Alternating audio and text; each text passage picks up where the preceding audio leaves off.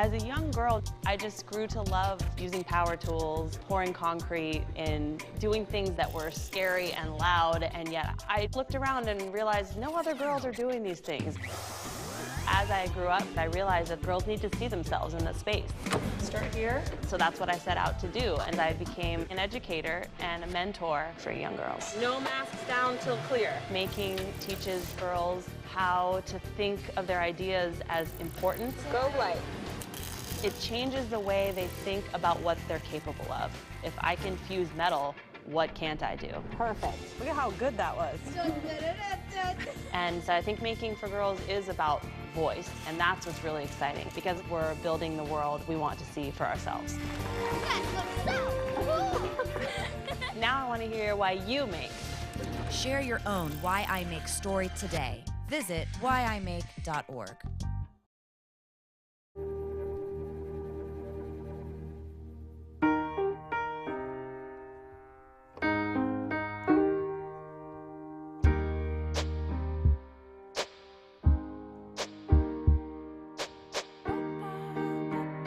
And I can't change, even if I try, even if I wanted to. My love, she keeps me warm. She keeps me warm. She keeps me warm. She keeps me warm. She keeps me warm. She keeps me warm. We are neighbors and best friends. I love my sister. My heart doesn't see race. Love is love. Our family is no less than any other family. Love is kind. Love is patient. COVID-19 has changed how we express our faith and gather to worship. We all want to get back to how we pray, How we congregate, how we lift our voices in praise. Now it's time to take the first step that lets us get back to spreading the word without spreading concern. before we can safely come together, we need the facts. As COVID-19 vaccines become available, you may have questions. Should I get it? Is it safe? Should I wait? It's okay to have questions. Now get the facts. Learn more at getvaccineanswers.org so you can make an informed decision when vaccines are available to you. It's time for a talk. If you're 45 or older, you need to get yourself screened for colon cancer. This disease can be very treatable when caught early, so the sooner you know what's up with your health, the better. The good news is that there's options for getting screened that are easier than you think. Get informed. Hey, we're all busy and we think, when would we fit it in? Well, make the time. It just might mean more time with your family down the road. If you're a man or a woman, 45 or older, I'm talking to you. I've lost good friends, young friends, to colon cancer. Don't make the mistake of waiting until you have symptoms or think that you have no risk because it doesn't run in your family. Everybody needs to be screened. So, take control. Get screened for colon cancer, 45 or older. Learn how. Standuptocancer.org/colon cancer.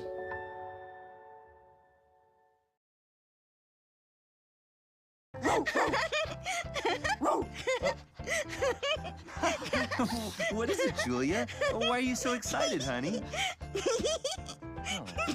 Oh, hey, do you want to use your talker? With Julia's autism, using a talker can help her find the words she wants to say.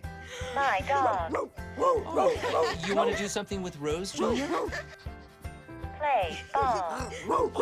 Do you want to play catch with Rose? Oh, I think Rose is excited to play catch too.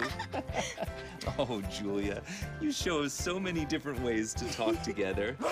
Oh, and play. Good catch, Rose. Okay, give Julia the ball. There you go. Okay, throw the ball, Julia. Oh, For Julia's family, early screening for autism made a lifetime of difference. Find out more at screenforautism.org. Okay, Julia, there you go. Whoa, another good throw. That's the way.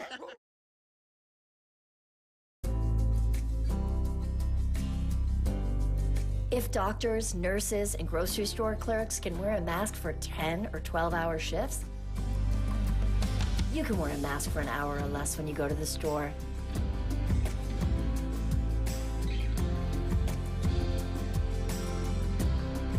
Do your part. Mask up, America.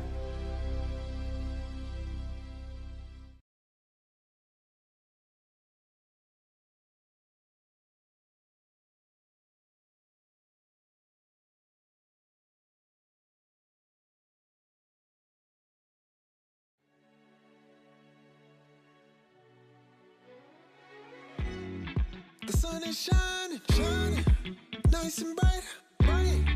The birds are chirping, chirping, And I'm excited. Time to get ready, ready for another day. No one can stop us. Oh, we gon' learn to play. Oh, every day we learn and play. We do our best, so we'll be great. You do your best, best. And I don't mind.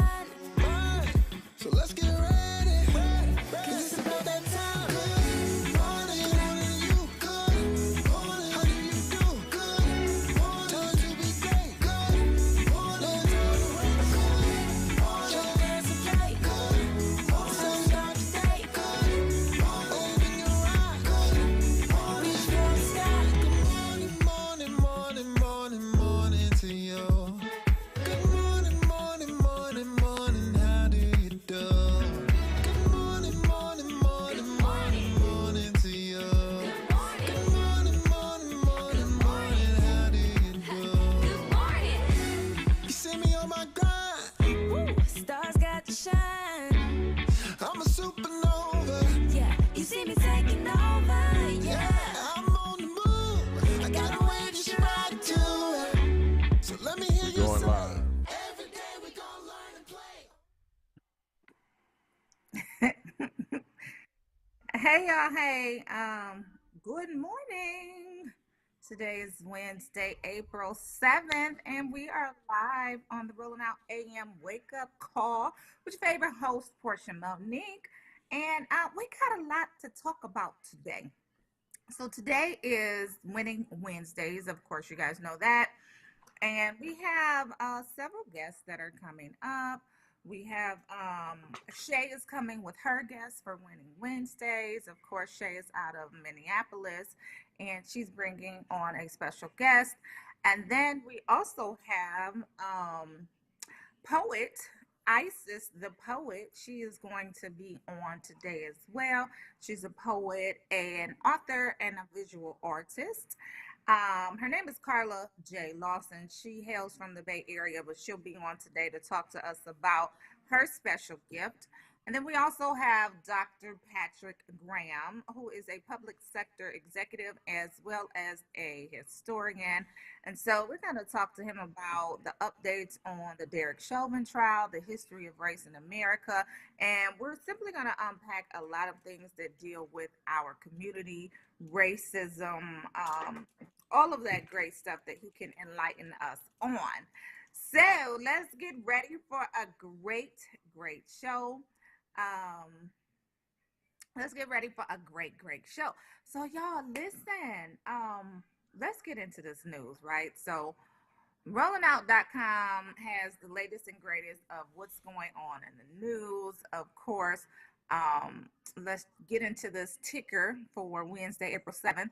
So young people are driving the latest COVID-19 surge, especially in Michigan. So I am kind of sad about that because y'all know I live in Michigan, and it's just disheartening to see that not only can we not get it together as a nation, and I'm not just saying that because they're talking about especially in Michigan, but we just can't seem to get it together.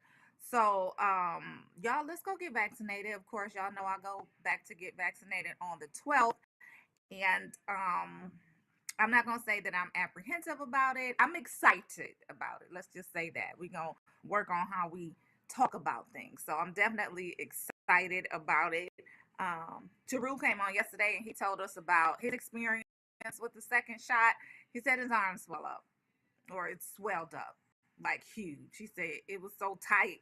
He said his arm swelled up so huge that he had to take his shirt off because his arm was like, busting through the shirt because it swelled up so tight. He said it was the equivalent of a thigh. Anyway, I'm not going to dwell on that.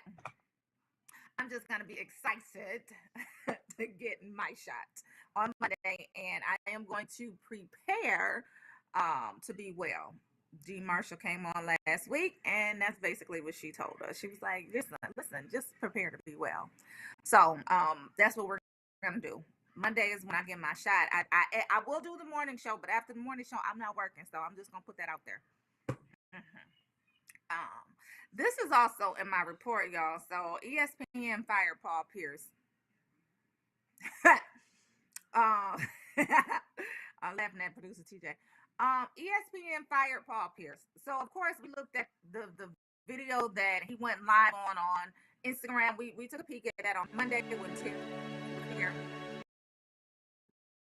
And it was just stupid. Like, I don't even have any other words to describe it, but the behavior was stupid, and it ended up getting him fired. So we'll talk about that a little later in my report. It's just you just basically saying you didn't want your job. You didn't. Y'all, if y'all would have seen the video, I think we have the video as well as his apology video. He didn't want his job. It was just stupid. Like, for what? Anyway, what else we got going on in the ticker? Again, let me get to Facebook, y'all. Welcome y'all on Facebook. Hey y'all, hey. Who on Facebook with me? Let's go. So yeah, we talked about the young people driving up the rates. Let me turn this down, especially in Michigan, shaking my head. Representative Alcee Hastings of Florida, who's a Democrat, he died at 85. I'm looking dead at it, and it says 84, and I say 85. He died at 84. Condolences to his family. Sorry about that. And then in entertainment news, of course, Lil Nas X slams his critics for the latest single, tops Billboard charts, whatever. That's Lil Nas X. I don't even know why we reporting on Lil Nas X. He just wants a lot of attention, and he needs some mentors, and he needs an inner circle in his life that is going to make sure that he is mentally healthy, he's physically healthy, and he is living his life, because what he's doing right now is not it. It's just not it. Have a seat, sir. Hey y'all, hey on Facebook. Good morning, MF and TZ. What a beautiful day it is. Yes, I love that. It is definitely a beautiful day today. It got up to 80 degrees yesterday. And by the way, I did 8 miles. I just want to let y'all know I walked 8 miles yesterday in that 80-degree heat. I just want to let y'all know that. But yes, it is a beautiful day today. Faye, where? Yes, it is. Good morning. Hey, Robert, good morning. I need to get you Teru's information. So I'll send you an inbox with his phone number so that you guys can connect on the documentary, because I do believe that you have a great story. So let me get you his number. William Thomas Norris Jr., good morning. Good morning. We love you too. Hey, Teru, good morning. Daryl Cockrell, good morning. Lorena Robinson, good morning from Oklahoma. Hey, girl, hey, what's the temperature like out there? What y'all going through? BMF and TZ, what up? That's what he did in the comments, y'all. So yes, let's go ahead and get into this report, y'all. So if y'all haven't seen, you'll probably hear about it later on today. But listen, so I happen to like her, right? So we're talking about Claudia Jordan. So she was talking about DMX. Of course, he's still fighting for his life. We're reports saying that he's on life support. TMZ reported that, and he's scheduled for critical brain function tests later this week. Meanwhile, and like I said, let me just frame this with a disclaimer that I do like Claudia. I think she gets a bad rap. I think she's very funny. I think she's very beautiful. I think she goes after what she wants and she gets it. And a lot of men in the industry don't particularly care for it, as well as women. Like, I just think she gets a bad rap. However, Claudia Jordan is out here being dragged on social media because she prematurely tweeted that, and I quote, "Rest in paradise, DMX, broken heart emoji, king crown, praying hands." And Twitter, social media came for her. Basically, you can see some of these tweets saying that, it was insensitive of her to post something like this before the family. Where's she getting her information from? Is she sure? Can it be confirmed? All of this good stuff. And they have a great point. Like, I do think it's tacky. I think it's tasteless when people post about deaths, especially to social media, before the family weighs in. I think it's inconsiderate. I think it's completely inconsiderate. And so Twitter went in and basically said, it's not been confirmed. Why post this before the family can confirm? It's just tacky. She went ahead and tweeted, "I'm sorry," praying hands with a broken heart emoji again. But that wasn't enough for social media because they kept at it. CC, wait for it, C on Twitter said, YTF, because I can't curse on here. So she said, YTF, would Claudia Jordan make a tweet saying RIP DMX when that man family ain't even say nothing? I'm saying that how she I'm saying that how she put it on there. She said, if it's true, who gave her the right to post first? And then Jasmine said she really did a RIP DMX tweet like, Claudia, girl. I'm trying to read it like they was they say. And then of course Claudia came back and said, I deleted it and I apologize. I feel awful. What y'all think about that? Hey T, good morning, girl. Hey girl. Hey. Lorraine says 60 degrees, standing warming up. Yes, girl. What y'all think about Claudia being dragged on social media? And he's not dead, Robert. No, he's not dead. So what y'all think? Put it in the comments. I just think, like I said, my disclaimer is I love Claudia Jordan. I love her sense of humor. I think she, like I said, I think she's a boss. She goes after what she wants. She gets what she wants. She does have a lot of haters, but that's a part of the game. But I do think it was inconsiderate. I think it's inconsiderate for anyone to post about death to social media before a family member weighs in. Like, stop trying to be first to post about the news so to get retweeted or for clout or whatever it is. I'm not saying that's what she did. I'm just saying don't do that. So, and yes, Robert, she did own it. I'm not here for cancel culture. I'm just not here for cancel culture. Sometimes we make a mistake. Sometimes we get back up.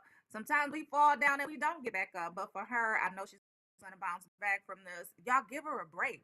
Like, she didn't mean it. And to her credit, well, media, you're supposed to fact check. You're supposed to make sure that before you say anything, you are definitely referencing some credible sources, making sure that before you say anything to anyone, you didn't triple fact checked it and you cross-referenced it and you got it from the source.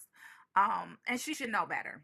I will say that she should know better. However, she made a mistake. Like, cut her some slack. Don't cancel her because of that. Yeah, it was insensitive. Sometimes people make mistakes, but we fall down, we get up.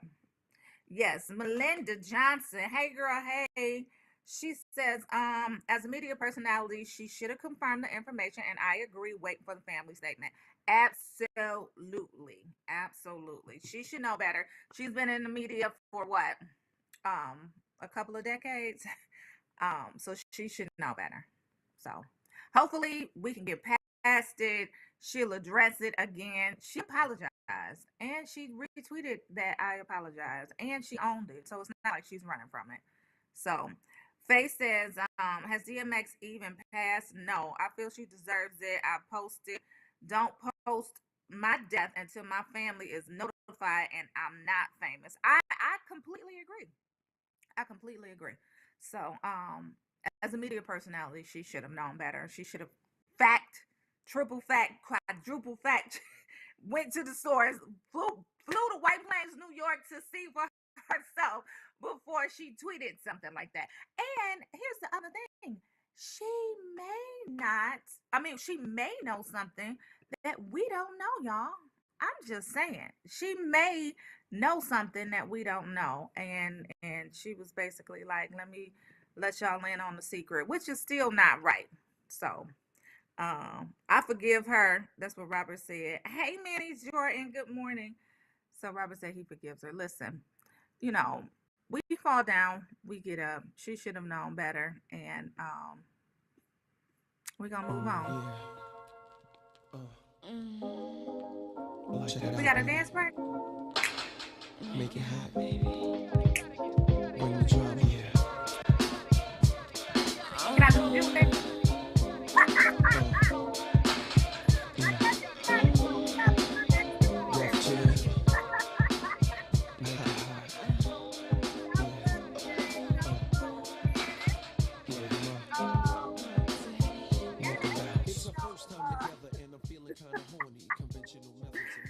So they out here with LL Cool J demanding that he gets inducted to the Hall of Fame.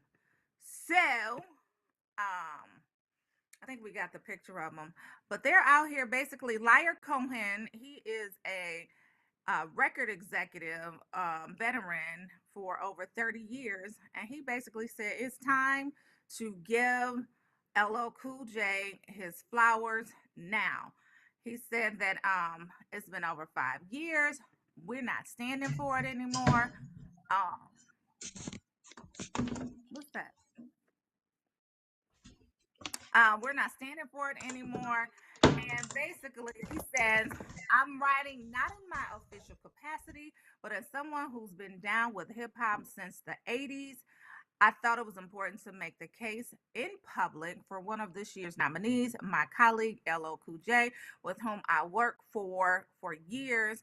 Mr. James Smith has been eligible for induction since 2010, and he's been nominated for inclusion 6 times, but he's never been voted in. And I think that failure speaks to the limitations of too many of the Hall of Fame's voters.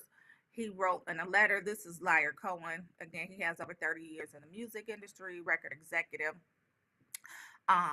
During his plea, the music honcho is what they're calling him, also paid homage to the Queens, New York rappers, being the first to introduce love ballads into rap music. So he's really pleading his case right now.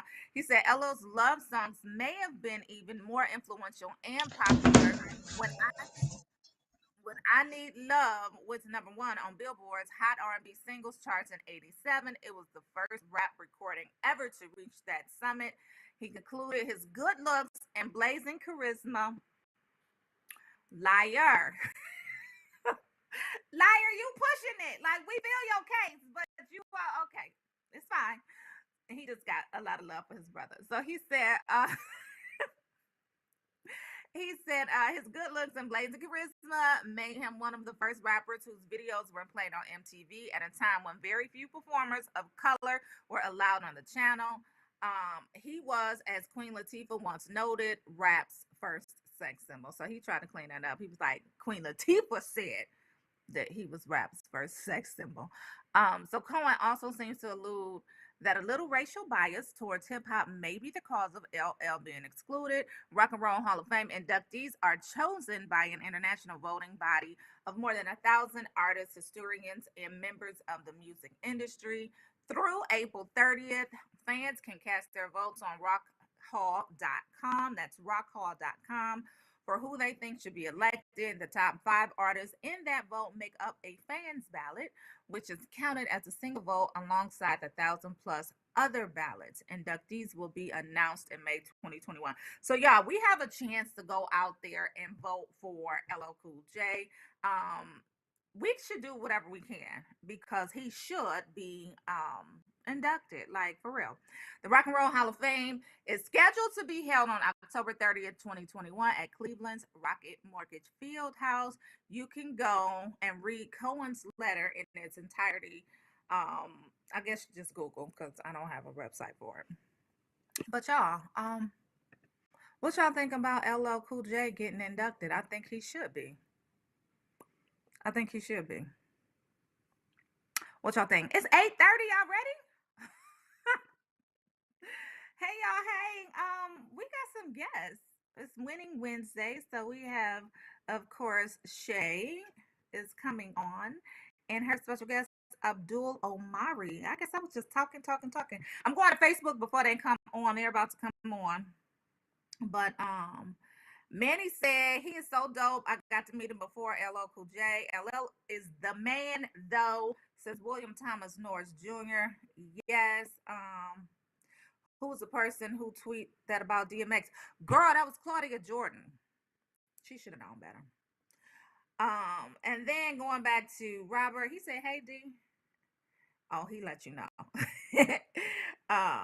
Yep. Faye says, "I will, yes, and I will. So go vote for LL Cool J." It's past time for LL to be inducted, Lorena. Yes, it is. He definitely should be Fayware, and so we do have a chance to go and vote him in, just so y'all know. So go to rockhall.com to cast your vote for LL. It's past time. He's done it all. Like Liar said, his blazing good looks and his charisma make him a candidate. It overqualifies him is what I'm gonna say. But I mean, it's well deserving. Like he's been out here since the 80s making hits. Like I said, he made ballads into a rap song. And so let's give him his flowers now. Like let's not wait until he passes to give him his flowers. So what we doing? We got guests coming on. Good morning, Shay. Good morning. How are you? Wonderful. How are Good you morning, guys? You're talking about LL. Doing I'm well. doing great. That part. I mean, I'm with Yeah. them. What is the problem? LL is Yes. always, hail to LL always.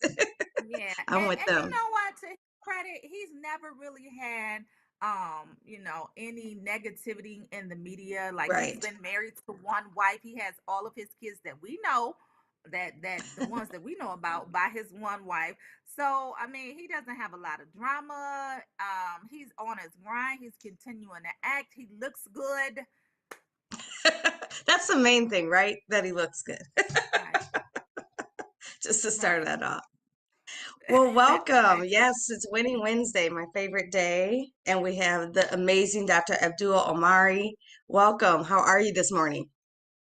Appreciate it. Morning, y'all. Good morning. Morning. Yes. So we're so excited to have you here. You're doing some amazing things here in the Twin Cities. I can't wait to talk to you about them. First, I want to talk to you about your company, AMO Enterprise, and how you got started with that.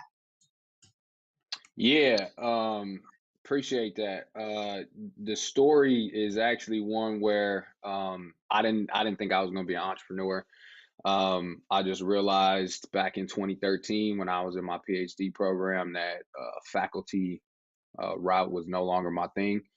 But I love teaching. I love being in front of groups and crowds. And so I was teaching a leadership course at the University of Minnesota, and then spun the course into some leadership seminars. And so I've been doing that ever since. And my approach really is I talk about leadership development and the inseparable ties to equity, inclusion, and diversity. Because in my mind, if you're not leading from that framework, from a racial and social justice framework, then quite frankly, you're not a good leader. And so that's how I approach the work. And your whole business is based on human connection, correct? So you're working with equity, inclusion, and diversity, but really connecting people in the Twin Cities.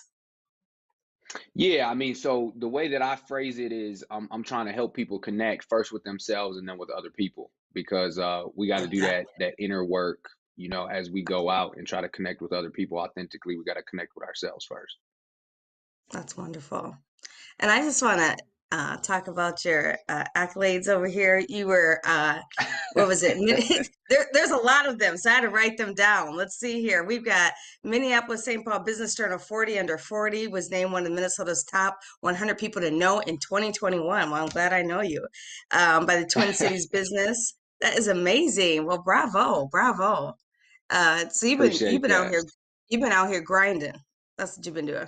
Yeah, no doubt. I mean, I think about the those wonderful awards, super humbling and honoring. At the end of the day, though, I just think about the people that have given to me, important to me, my family, super dope family, unmatched by any other family.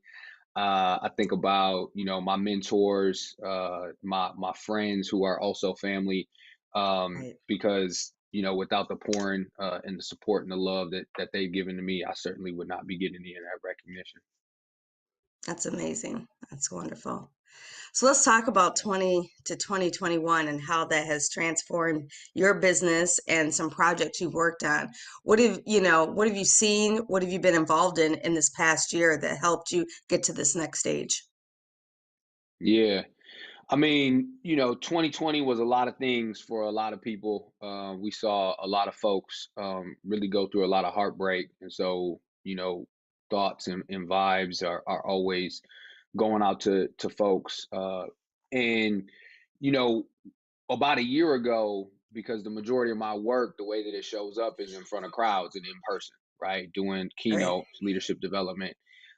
So about a year ago, half of my revenue was slashed. And so I was like, yo, I'm just trying to pay the bills, Right. Like all of us, right? And then, Understandable. yeah, right. And then some other things started happening. One, people started realizing, all right, the pandemic's gonna be here for a while, so we're gonna have to do stuff virtually, and we can't stop investing in our people. So some clients started rolling back around. And then, the just pure reality of it is then May 25th hit and George Floyd was murdered. And then after that, all these previous clients and, folks that I had conversations with, but it never led to any business, which happens a lot, started rolling back around and were legit like, hey, Abdul, you talked about this leadership thing and how it connects to equity and diversity. Like, can you come back and talk to us about that? And so I was like, really? It took this man to get murdered to Right. to want to have the conversation. But it was definitely a tough year to help folks travel through that processing and thinking about what they should do in their organizations and in their lives. And so now we're full throttle into 2021. So is that frustrating? Like you've been doing this work, right? You've been in policy, you've been in racial equity, and like you said, I know for me it was frustrating that, like we said, brother of ours had to get murdered for people to have the aha woke moment, right? And so you're like, hello, I've been doing this. Where you guys been? So how was your approach to that? Like, like, okay, yes, we're here. I've been doing this. How did you approach that? Yeah, I mean, it's mad frustrating, right? Like, you talk about it, with your circle, right? Your family, your friends, your people. And then, at some point, you have to, at least in my mind, approach it in a way that's like, yeah, I'm real sad, and it's real unfortunate that this is what it took for you to get to the point that you're at. Right. But we need to capitalize on it, and we need to really go full force and become more frank, right, in the work, because about 18 months ago, maybe 2 years ago, I started becoming more forward with organizations that were just trying to do one-off learning and development opportunities. Okay. And I was like, Okay. I'm not rocking with you if that's what you're doing. And so, quite frankly, in 2020, I got even more aggressive about it and was like, I want to know what y'all are doing. I want to see some plans, whether you're doing it with me or not. Like, I don't care who you're doing it with. I Just need the to know work. you're What trying is to the do work you're doing? long-term work. Exactly. Exactly. And so that was something too. I think maybe, I maybe took some of that frustration out in a way that was like, y'all need to show me, that y'all are doing good work and long-term work. Otherwise, we just won't partner, and that's cool. Right. I definitely feel that too. I feel like there was a lot of people that you thought you were going to partner with, or that you maybe did work before, and then you saw how they really were during that time, and you're like, oh, let me cut my ties now, because obviously we're not on the same page. It was No doubt. eye-opening for all of us, for sure, for sure. No doubt. So let's talk about this new project that you're working with Greater MSP, called MSP Transforming. So that's a new project you have. You're the host of the series, correct? That's right. Yeah. Okay, so no, go ahead. MSP Transforming, it's really trying to look at what's happening in the greater Minneapolis-St. Paul region that is transforming or potential to transform what's happening in 4 different subject areas. And so they're driving growth, how we work, reimagining place, and advancing racial equity. And really what they are is they're discovery videos. And the reason we call them discovery videos is because we are literally just trying to discover what's happening out there. And so talking to some experts, some folks who are on the ground doing it, a lot of folks that we might not know, right? So like not necessarily only talking to big organizations and what they're doing, but really trying to get a sense of what folks like you and me who might not have the biggest platform are trying to do around those 4 topical areas. So it's a series, and then so you interviewed each person, and so where can people find this? I haven't been. I only saw like a YouTube. Yeah. So is it going to be on YouTube or? Okay. So there's a website at the Greater MSP website has them all housed there, but there's also an individual website which is just simply msptransforming.com. And what you'll find there is you'll find the 4 discovery videos, which was me interviewing several different people for each of the discovery videos. They last anywhere between about, I think, like 12 and 30 minutes. And then what we did was we did separate conversations, which were small group conversations. And they had some of the folks that were interviewed in the discovery videos and some new folks. Where we sat around, socially distanced, in a spot with a big old, garage door open, freezing our tails off, and we had a group conversation. Okay, great. So this is really about economic and social change taking place here in the Twin Cities in the past year or two, and what that looks like for our future. So you got in touch with some grassroots people. Are you allowed to share some people that you touch base with in the Twin Cities, or do we have to wait to see? Yeah, no, it's launched. It's out there. I mean, we talked to let me see, anywhere from I think about 20 people throughout the different. So we shot for over about a month-long period. And we're going around talking to different people. I mean, we have folks who are coming from tech startups that are still growing. Anything from someone who is working on how tech and health are combining to change the dynamics of health outcomes, whether it's telehealth or little small tech devices that keep you from touching your face, which is a health condition. Other folks. Whether it was, Adair Mosley over at Pillsbury and the work that they're doing over north, or Akua Ellis and the work that she's doing as well. And so we talked to some folks about like clean energy, one cat from Xcel Energy, and how they're going full force into clean energy. So, I mean, it was a real big mix of folks. We talked to some mayors. Nice. So, yeah. Who are they targeting, Greater MSP? Who's their target audience? So that's what's interesting, right? So like if you know much about Greater MSP, their main target usually and historically is like the business community, government, some large nonprofits, and that's like who really funds a lot of their work. But the unique thing about this, and one of the things that I appreciate, is like they asked me to do this because like they didn't want a TV reality. They didn't want somebody who's trained in doing this. And so they're now expanding their target audience significantly, because I mean, yeah, Wonderful. I know some corporate folks and some CEOs, but Right. like, I'm not rocking with, the UHG, CEO and sending them the Right. video, right? Right. Instead, I'm sending it to my folk, right? Like my folk Right. on social media and my people. And then all the folks who are interviewed are then sending it to their folks, right? And so that's Right. 20 new people that Exactly. are sending it out. So I appreciate that the target audience was beyond their kind of traditional folks. Because we need to get out to those rural areas. We need to hit Exactly. those, right? We need to hit those Exactly. for sure, for sure. Right. So this is just amazing series. I can't wait to watch it. I haven't been able to watch yet. So it's 4 series that people can watch. They can go on Greater MSP or msptransforming.com to find these videos, and it's free for anyone to watch, correct? 100%. Wonderful. Yep. And then I also have the discovery videos on my YouTube page as well. So if they just look up Abdul Omari, they can find them there too. And what's your website and YouTube page? So my website is abdulmomari.com. And if you just scroll to the bottom, there's a link to the YouTube page and you can find it right there. And I posted them on Instagram and LinkedIn and social media. Abdul M. Omari, you can always find me there. At Yes. Abdul M. Omari. That's the website. That's all Yes. my social media tags. So as we slowly approach, I'm going to be asking lots of people this, it's the 1-year anniversary coming up of our brother that was murdered. We're in the middle of the trial. What you're out and about still dealing with all the racial equity and everything. What are you seeing right now as everything is taking place with the trial of George Chauvin?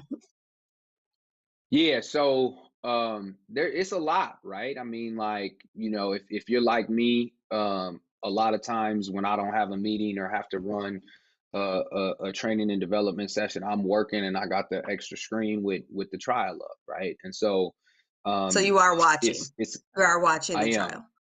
Okay, I I'm am. not. Not I'm not watching. and so I know some folks who have chosen not to and respect that and I get it. Mm-hmm. I didn't think I was gonna watch it. Right. And now I am.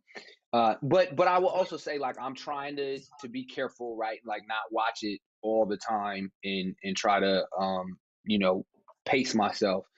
But the reality is, that like I'm coming into organizations and I'm having conversations, whether it's school districts or corporations or banks, in the midst of it. And the first thing that I'm Right. always doing is I'm acknowledging, like, yo, here's where we're at. And if Right. you have the need to turn off your camera during this session or to leave the session or you don't feel like talking or what have you, like, by Right. all means, take your time. And I'm specifically Exactly. talking to Black, Indigenous, Latinx, Right. Asian folks, Mm-hmm. folks who are on the receiving end of systemic racism and oppression. And so that's the reality of that. I also say that, I'm seeing some different things. On one hand, I'm seeing organizations that are really trying to make some stuff happen. Right. Right. And like, I'm And I was going to appreciative of ask that. you Like, that. cool. I was going to ask you that, Abdul. Like, do you see a big change? I feel like we've just scratched the surface, just like woke, like not even like just nudge people a little bit from their nap, right? Yeah. Um, Yeah. and so And I I feel like see, now, like, what are the things they're doing to make the change, yeah, overall? What have you yeah. seen I mean, like I said, it's been 10 months. What things have you think have changed? Yeah. So let me back up first of all. So Okay. there was a huge reaction, right, where folks were Right. like all about it.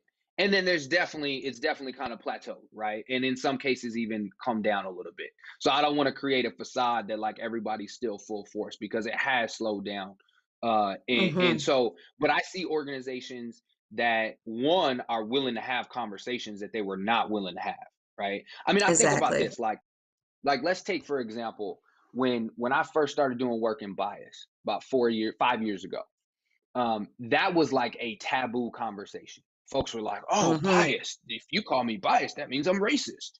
Now, bias is like the easy conversation to have. Right. It's Right. like that's the intro, right? And so it's now like white supremacy that is like what bias was 5 years ago. So I'm not saying folks are like, Exactly. yeah, let's talk about white supremacy, but it's different, right? And so I'm seeing folks, number one, that are at least willing to have some conversations. Two, I'm seeing some Mhm. organizations that are willing and or more willing to start to say, what is it that we are doing, whether it's unintentional or some intentionality that we just didn't know about, that's having impacts that are negatively impacting some folks and not other folks, right? Okay. Whether that's a pay audit across gender, or a pay audit around race. They're disaggregating data and saying like, oh, okay, so we're seeing that we have X percentage people of color in our organization. Well, what level are they at? Most of them are at entry level, right? And so these are some of the things that I'm starting to see. And the good thing about it is I'm seeing it in schools. I'm seeing it Mhm. in nonprofits. I'm seeing it in some of the Okay. corporate organizations that I'm working with, some government. Now, on the flip side of that, I'm still seeing a lot of leaders in organizations that are unwilling to believe that their organization is the way that it is, right? They're saying, well, wait, we Well, it thought we were starts so with good at self. this and we thought, Right. Right. It starts with self. And if right, you don't see the problem in yourself, then you're not going to see the problem with your organization at all. So are we correct. seeing the So larger trying to move them corporations? is, Right. Trying to move the needle with them is a little harder. So the organizations you're seeing with corporate and nonprofit, are you seeing like smaller, larger ones in the the Twin Cities, pardon me, or who's you, moving and shaking up things right now? yeah, I I mean, mean, like, okay, you're so you seeing, mentioned Adair from Pillsbury. Love Adair. I've worked with Adair for years. He's moving and shaking some things up.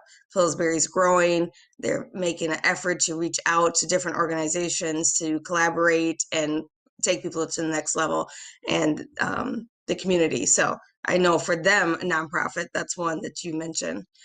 How about the yep, big organizations, the corporate ones? Those are always the hard ones, I feel like, to touch and to reach. yeah. Because you So, at I nine mean, times out of 10, you've got a president that's a white CEO or president. So why would they see the problem when they're going home to Minnetonka, right? Th- I see no correct, problem. I see no problem here. So how are you reaching correct. those Yeah. people? So those are the hardest ones, right? And what is what is starting to happen is, well, I shouldn't even say starting because this has been happening, right?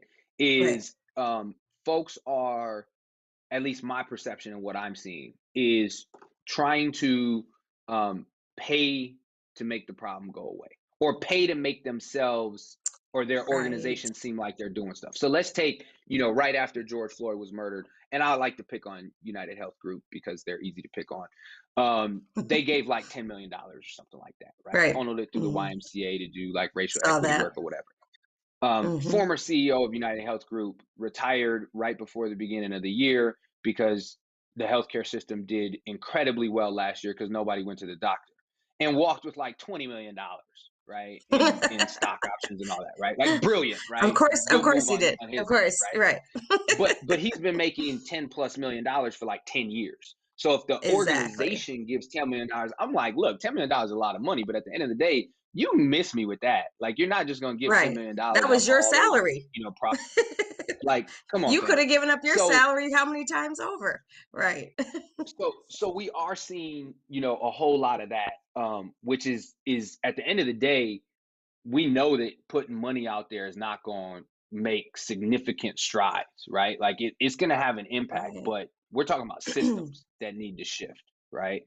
Right. And so, part of what I would say is starting to happen that is making a difference is the way that when organizations start to approach the ways that they do things. And what I mean by things is like small and large, is Right. how some of these systems are shifting. So let me give you a quick example. So Accenture, right, has a model where if any employee hits up a recruiter and says, hey, I know somebody that applied for a job, they Hmm. automatically get an interview. Mm. Automatically. So Okay. I've run this scholarship, or I helped to run this scholarship program for Black men that attend the private colleges. One of them hit me Okay. up and said, I applied for a job at Accenture. Do you know anyone? So I hit up this Black cat that I know. He pulled the resume and said, hey, I know this person. He got an interview, went through the process, and now works at Accenture. White folks been doing that forever. It was just never a policy that said you're automatically going to get an interview. They Amen. said we're going to go a step further and actually turn it into policy. So now you got this Right. black dude who can just make these recommendations. They might not get the job, Right. but now they got But the at image. least you get a chance. At least you get a chance. And I think that's the Exactly. biggest thing through all of this, no matter whether it's the job or it's the interview or it's a chance with the police. Can we get a chance to just talk? Can we get a chance Right. to just have our day in court without all the other repercussions before that? And so I think Right. that's the change that is happening in Twin Cities. And for someone like myself that is born and raised here, you know, we have so much more work to do because I really, really was eye-opening last year. It was really, and not that I didn't see it before. Don't get me wrong. I've worked in corporate, I've dealt with nonprofits, and you know, growing up in in Edina, for those that don't know, which is a very white area, but you definitely, it really, it it has changed a lot. It has changed a lot of how you interact with people and how you're going to interact with business, I'll say for sure. Like you said, you immediately, Mm-hmm. like you said, going to these corporations and nonprofits, you know who wants to make a change. And like you said, it starts with yourself. If you don't see the problem or how you can help, then your company's not going to change. And, you know, For like you said, sure. that $10 million was a drop in the bucket. And you just walked away and went back to your posh life, not understanding the bigger and greater problem here in our Twin Cities. Right. So, Right. well, I love everything you're doing. I think it's amazing how you are, definitely changing the status quo and, ruffle the feathers out there, shake them up, shake people up, because if people are comfortable, we'll never have change. We have to get uncomfortable. We've been uncomfortable, as Black people. So once again, tell No doubt. everyone how they can find out your new series and where it's at with Greater MSP. Yeah, no doubt. You can check me out, AbdulMomari.com, YouTube page at the bottom. Otherwise, you can go to msptransforming.com. Appreciate y'all. Well, you're Love it. wonderful. Thanks. You're winning in the Twin Cities, and we are so happy to have you here and so happy to share all your great attributes to the Twin Cities and how you're going to make everyone grow and change. Indeed. Be well. Love it. Yes. Thanks. That was some conversation, guys. Facebook was Thank you. checking in for you guys too. So yes, Yeah. thanks. Okay. Take care. Well, thank you. As always, inhale the positive, exhale the negative. Have a great Wednesday. Thank you. That was a great conversation. Facebook was chiming in for them. Hello, that's right. Spread that love for us. So I mean, it was definitely a great conversation. Y'all make sure y'all go back to Facebook to check it out.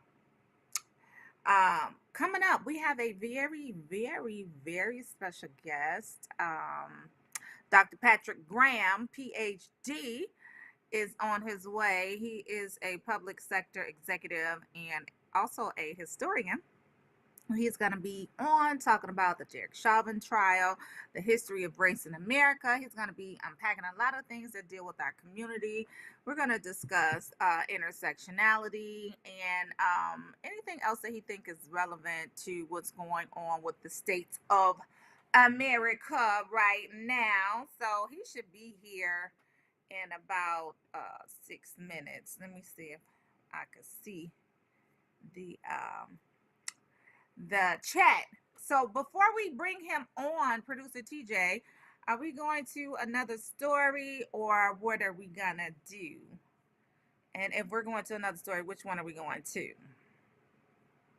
Okay, let's go back to, y'all want to talk about DMX again? So Funk Flaster. What's his name? Sorry, don't cancel me.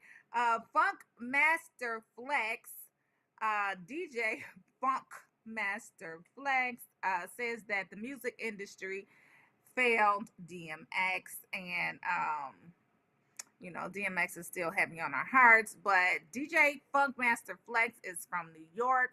Hot 97 radio station. He spoke with Page Six to wish DMX and his prayers, and also explained that the music industry is full of vultures who keep feeding an addiction instead of helping people as long as they have a financial gain. Would y'all say that that's true? So he goes on to say, the music business is a gorilla. It's a bottomless pit of happiness or depression. I don't want to say people don't help you, but I do want to say that there are people who actually know when a star is struggling but don't help. And sometimes you don't always get the best help when money is being made. He says it's rough for someone like a DMX who may be in a mental and emotional state of childhood trauma that has happened to him and then being thrown into the money and fame. He also questioned what he considers fake love. Y'all know that's real. Fake love since the news of DMX hospitalization broke, and reasoned that some of his friends had to have known of his latest troubles before they imploded. He says, I know he shares his demons, and we may have to amplify that demon and amplify his story and his feelings so that the next generation can kind of see a little better, a little clearer. He says people can find the picture. People can find the picture that they had with this person that's going through a tragedy in 30 seconds, but you haven't called that person in 10 years. Basically, he's referring to how people flood social media with pictures of, the person that is going through it, either, whether or not they're deceased or not. People be like, I met him, I was with him, here's my proof. And he like, y'all can find that picture in 30 seconds, but y'all haven't checked on him in 10 years, and that's not right. I do happen to agree. He said, let me see the picture of you when you went when you went afterwards to his house because you were so concerned. He said, I never see that picture where they go to the house. Nipsey Hussle passed away, and every washed up rapper, that's his words, not mine, every washed up rapper made a pilgrimage to LA. Made a pilgrimage to LA to go to the Marathon store to take a picture or to get their card swiped. Brother Nipsey needed that support when he was alive. And as we still know, that DMX is still on life support. Y'all, is he lying? I don't think he's lying. I don't think one thing that he said was a lie. And it just rings true. Let me see. I'm looking at, hey, Kathleen, good morning, girl. Yep, Robert said, yep, it's all true. I seen it firsthand. No, he came for everybody. I wonder if he's talking about himself, though. Like, did you check on DMX, too? Like, did you go to his house? Did you make an attempt to see if you could help in any type of way? Because you in the industry, so are you talking to yourself, too? I'm just asking. Sadly, someone had to say it, D. Yes. He did call him a washed up rappers. Listen, and I can't even lie because last year, was that last year? It must have been a year before last. We went to LA, took the family. My aunt turned 90, so we went to her 90th birthday party. Took the boys and whatnot.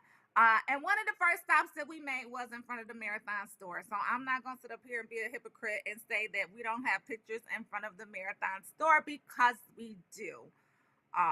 So he's not lying. And I'm not going to sit up here and be fake and act like I don't have pictures in front of the Marathon store. I don't have pictures with DMX, though.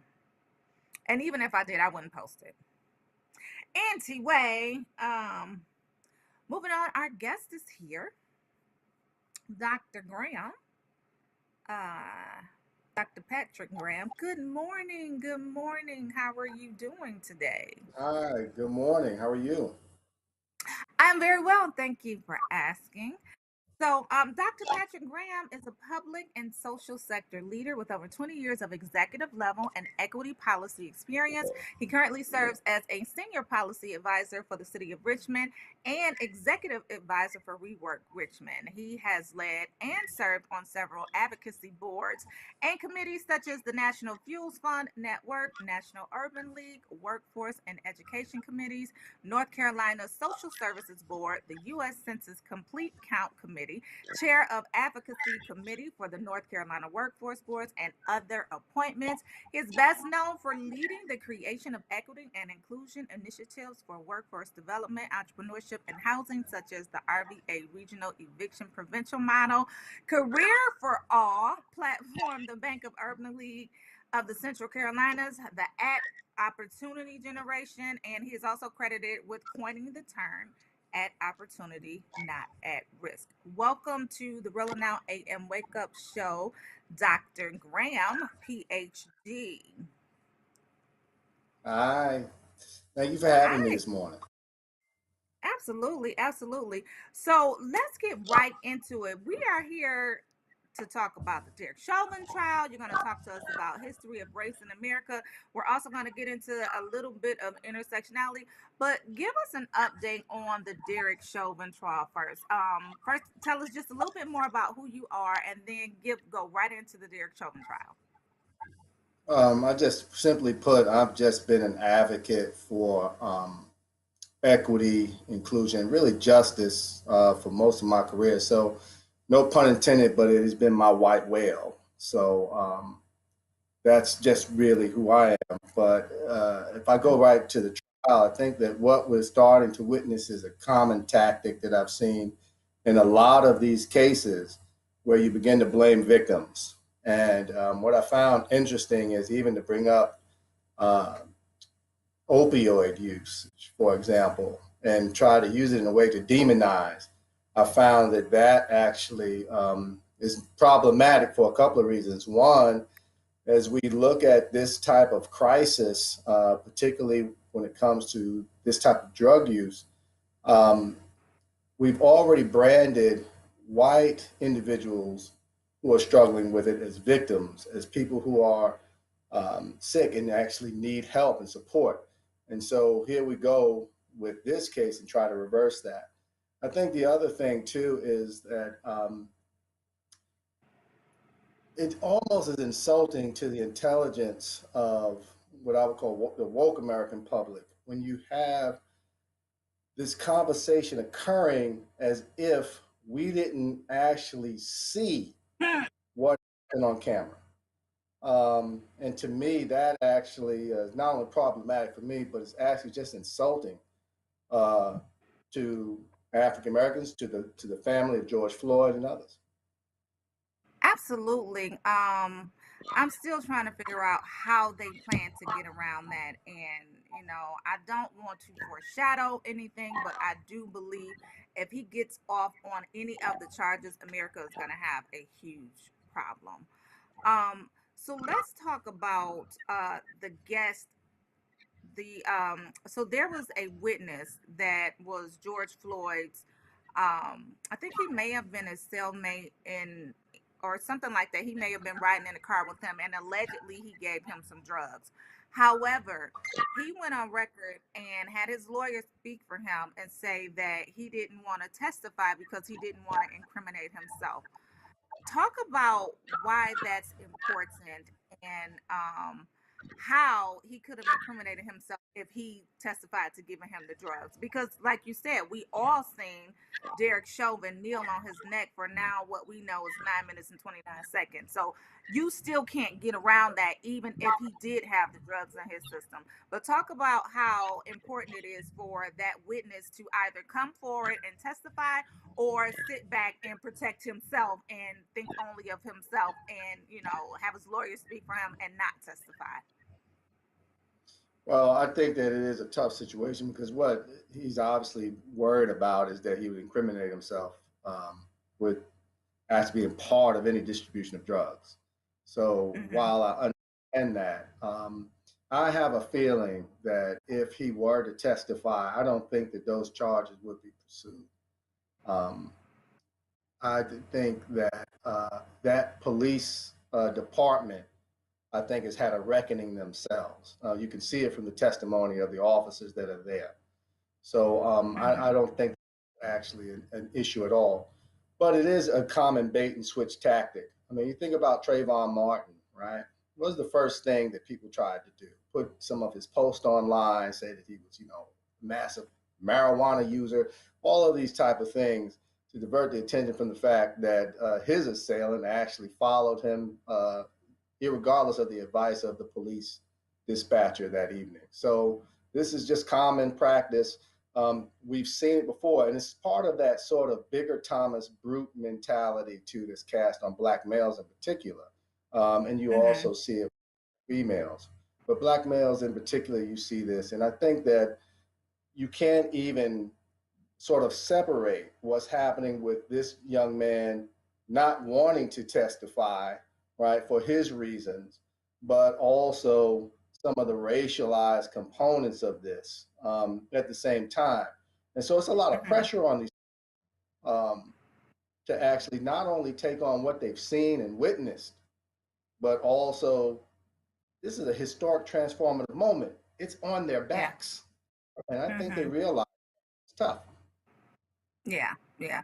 So let's talk about the history of racism in America. Give us a background, give us the cliff notes of how it came about, how it's still existing today, and how it's taking root in this Derek Chauvin trial. I think that for one, we have had a history, almost schizophrenic history when it comes to black folks and how we define them. If you go to slavery, many times we were described as docile, and many ways sort of gave comfort for slaveholders to say that, we actually wanted to be in bondage. Of course, destruction comes, and now all of a sudden, they're savages. We have to watch out for these brutes. We have to protect our white women. So you go through this through time. We began to justify things which many people call slavery by another name through our criminal and judicial system. So you begin to see that really take hold after Reconstruction, that we begin to set up this sort of prison industrial complex in collaboration with industry. So you start to see actually people being arrested for things like vagrancy, et cetera. And a lot of times black men, black labor put at the forefront of that, and they justified it actually through this notion that somehow we were more prone to be criminals. And so you see this happen through time, and it's actually forgetting another part of our history, and that is that African Americans have been the gate crashers for democracy more than any other group. Everything tied to us. When you talk about the abolition of slavery, it opened the doors for women's movements. It opened the doors for immigrants. When you talk about civil rights, follow that feminist movements follow. You have gay liberation movements that follow. All of these literally on the doors that black people have opened, and many times not just black men, but black women in particular. And we see that now, but also, yes, these black men too. Yeah. Facebook is I'm sorry, what was that last thing you said? Saying you can see this playing out in this case too. Here casting him as this, oversized, threat, who even with his hands cuffed behind his back on the ground with someone literally piercing their knee into vertebrae in the back of his neck, that somehow, he's still a danger. Right. He was still a threat. He was a nice size. I forget what he said literally, but he was a nice sized man, a big sized man. Something he said that just didn't make any sense. I'm going to Facebook. Facebook is chiming in for you. Robert said, "What's up, Doc?" And then Denise Shields said, "D said, good morning, Dr. Graham, and yes." On this opioid crisis versus drug addict movement we are viewing, Floyd had the same as any white guy on opioids, but language is different in the media. She goes on to say, nearly 10 minutes is how I term it. For the next 401 years, never forget it was nearly 10 minutes. Robert goes on to say, as long as they can still make money off of it, they will not address it. It actually benefits them if death occurs because sales increase beyond measure. Just sad. Kathleen said, put the victim on trial. Marcel said, good morning, Dr. Graham and others. And they're just going. So D says, yep, always going for the negative. That's why I keep folks informed about white thug behavior on news here in Colorado. She's in Denver. They term it so sweetly, just white thuggery. Let's talk briefly about how intersectionality plays a role in the history of racism in America, as well as with the Derek Chauvin trial. You know, so when I think about intersectionality, that's really the concept, you know, Kimberly Crenshaw and others that developed many Black feminists in terms of there are multiple forms of oppression, multiple barriers actually that help create, in many ways, our social public identities. And for many Black women, there are multiple forms of intersections affiliated with being African American, being a woman, etc. But also with Black men, it's very interesting because we haven't actually fully benefited from the gender of being male. It actually, in some ways, is used against us as well because you're Black and male, and that means something different. So I think that for one, a lot of the sort of gender related issues that mainstream society has, I think that Black folks have to look at them a lot differently because we have both, Black men and Black women, been victims of patriarchy in many ways. And so when I think about this case, this is a perfect example of it, where you have this man who is not getting a privilege for being a man. He's actually, right, being targeted because he's Black and male at the same time, because that means something totally different.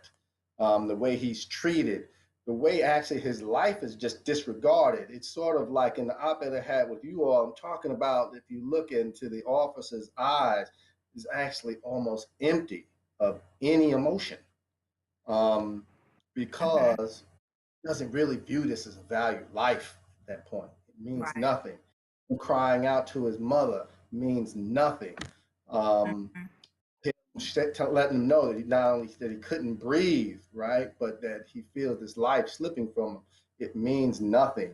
And so that's part of the intersectionality that plays out in this particular case with Floyd. And I think it's something that as a society, we have to explore more, both with Black women and also with Black men. Yeah, definitely. Going back to Facebook, D Shield says our tragedies create necessary change. Listen, absolutely. She said just absolutely heartless. No respect at all. There was just completely no respect at all. Before we get out of here, I do want to briefly talk about that painting behind you. I couldn't help but to stare at it because, of course, we see what appears to be George Floyd and some other things going on. Give us who painted it? Give us an overview of that painting. Who's it by? What it means, etc. Right. So actually, it's not George Floyd. This is no.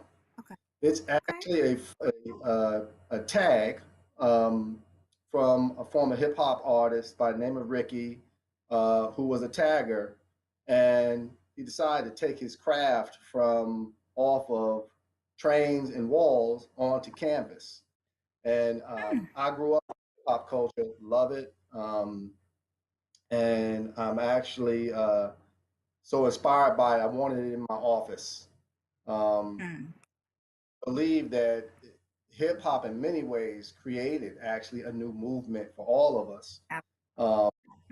And I think it's part of our current story now. So, I mean, anyway, that's that painting. I got it at auction. I just said, look, I got to have it.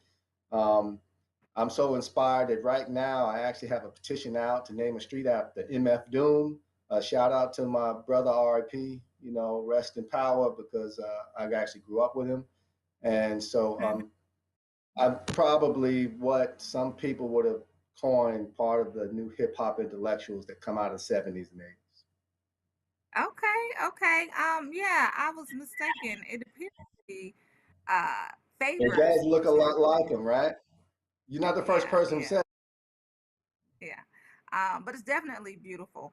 So I want to briefly go back to Facebook and then let you drop your socials because they are still chiming in for you. D Shield says now they're introducing that the killer had recent knee replacement surgery. I don't even see how that's relevant. Chris Peak says Yeah, I don't get that either. yeah. Chris Peak said he said I was saying the same thing. Hey, Dr. Pat. They call you Dr. Pat. Uh, Yeah, a lot of people do.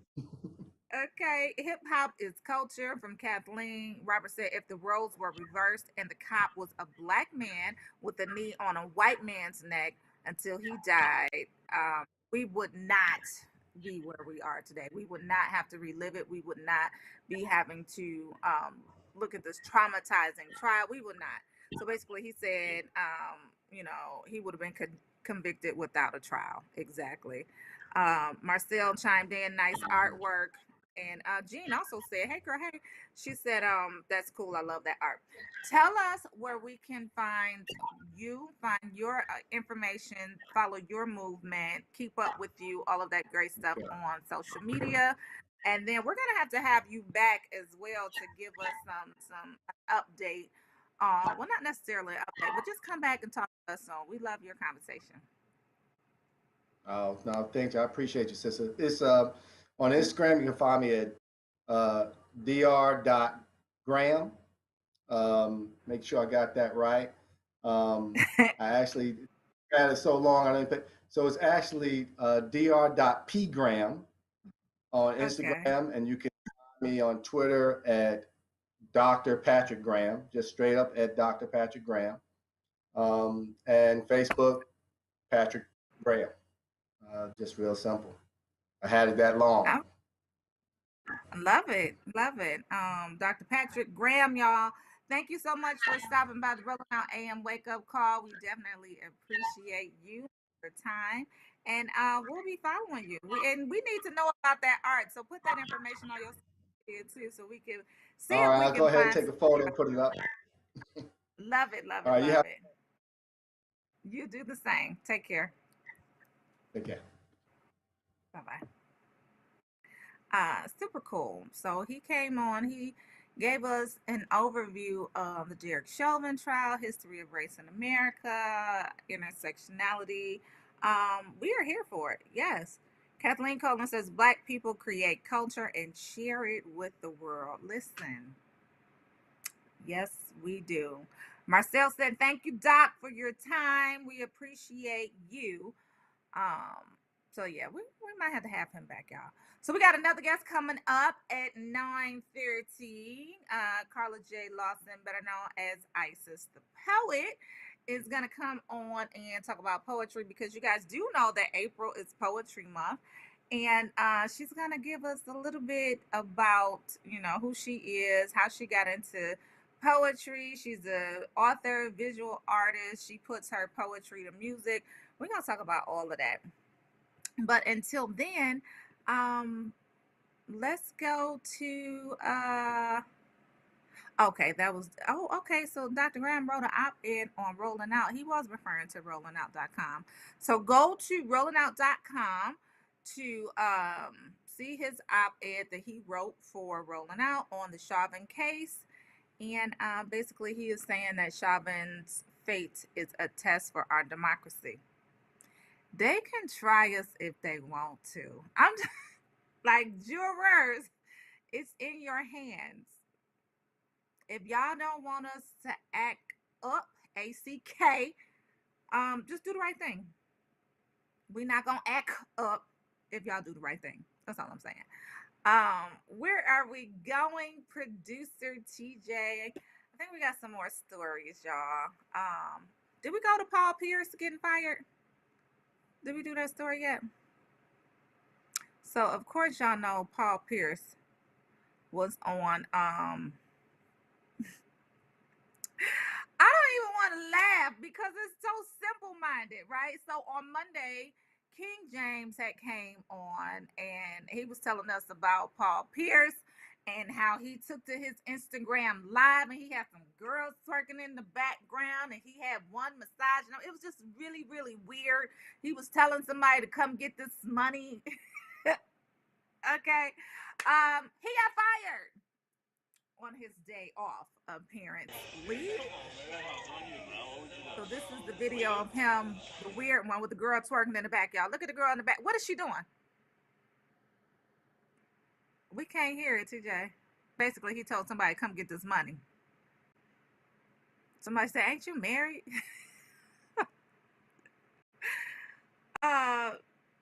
Yeah, just look at the girl. What is she doing? What? I'm sorry, y'all. It's just ridiculous. And we kind of just surmised that he didn't have no friends. And the guys that's there with him, they're not his real friends. They're not the real friends. Like, somebody should have taken his phone, not let him embarrass himself like this. He is the whole host. He is the whole NBA superstar. And he just should not have reduced himself to this level. Listen, it's embarrassing. Listen, D Shields said, she said, some of y'all employers will not let you be a hoe, Heaux, French for hell. Y'all can't be out here thotting like that and putting it on blast for everybody to see and embarrassing yourself. It's embarrassing, sir. So of course we know that Disney is owned, ESPN is owned by Disney. Therefore, there was a wide assumption over the weekend that there would be some fallout for Paul Pierce. He appeared to be high on something delusional, out of his mind. I don't know. Anyway, y'all heard him in the video asking somebody to come get this money. So ESPN never made an official statement, but Pierce's firing was reported by the front office sports reporter Michael McCarthy. He says, breaking news, ESPN and NBA legend Paul Pierce have parted ways. Pierce posted videos of himself with exotic dancers on Instagram Live, and he has played a key role on NBA Countdown, other ESPN basketball programming. ESPN declined to comment. I think we have a video of him not being so very humble and basically saying he gonna bounce back and it's okay and it's fine. Let's listen to it.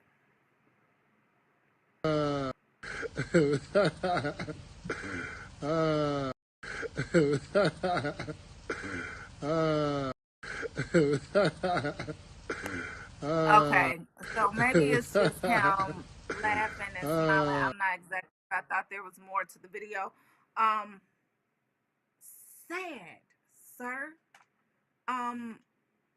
Somebody said if he was white, he may not have been fired. We'll never know.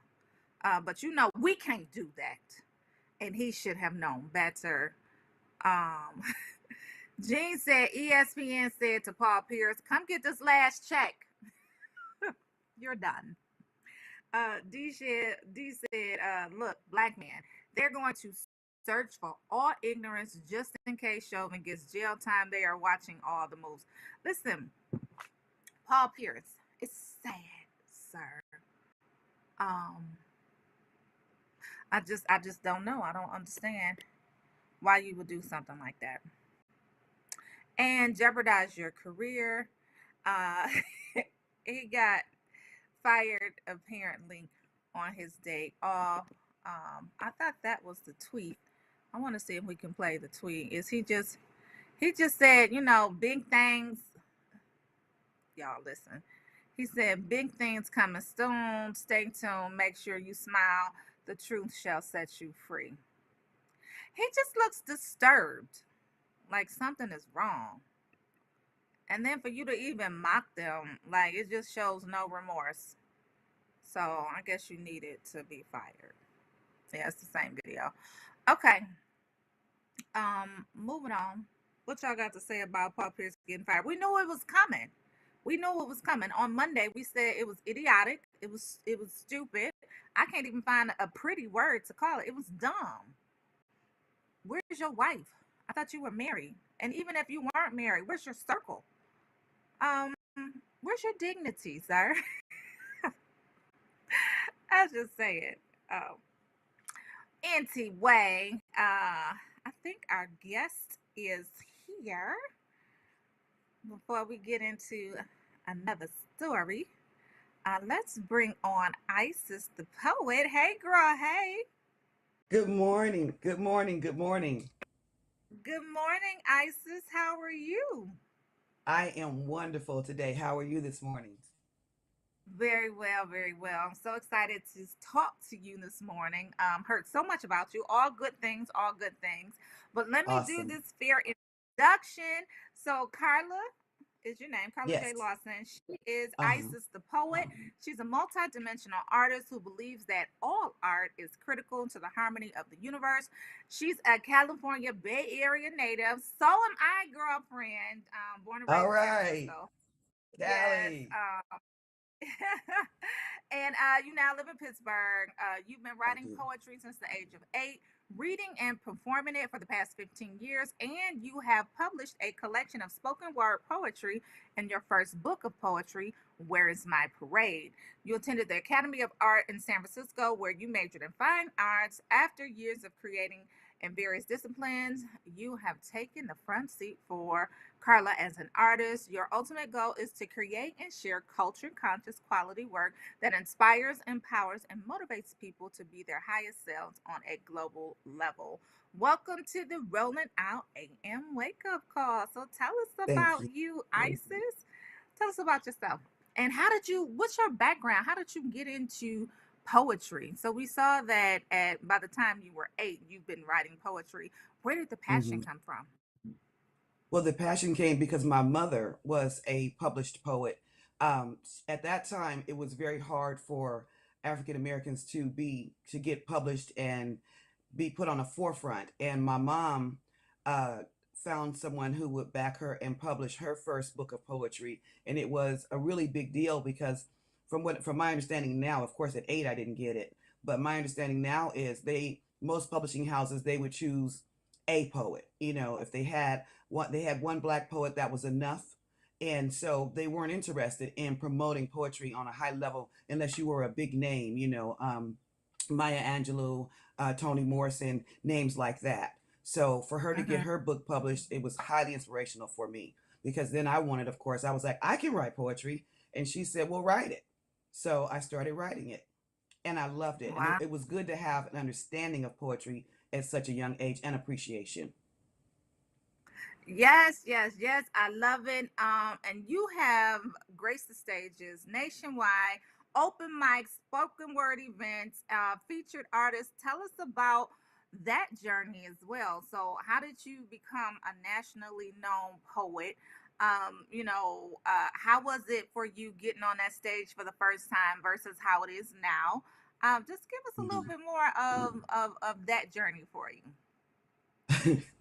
Okay, so I was living in Charlotte, North Carolina, and I decided to move home and pursue a career full time as an artist. And when I came home, spoken word had taken off like wildfire in the Bay Area. And when I Uh-huh. left to move to Charlotte, it had not, but it was already doing very well down south and back east. So I started an open mic in my hometown, and it went from 5 people to 20 people to sometimes 50 to 100 people, which is a pretty decent crowd for spoken word. And so that gave me the courage and inspiration to keep going.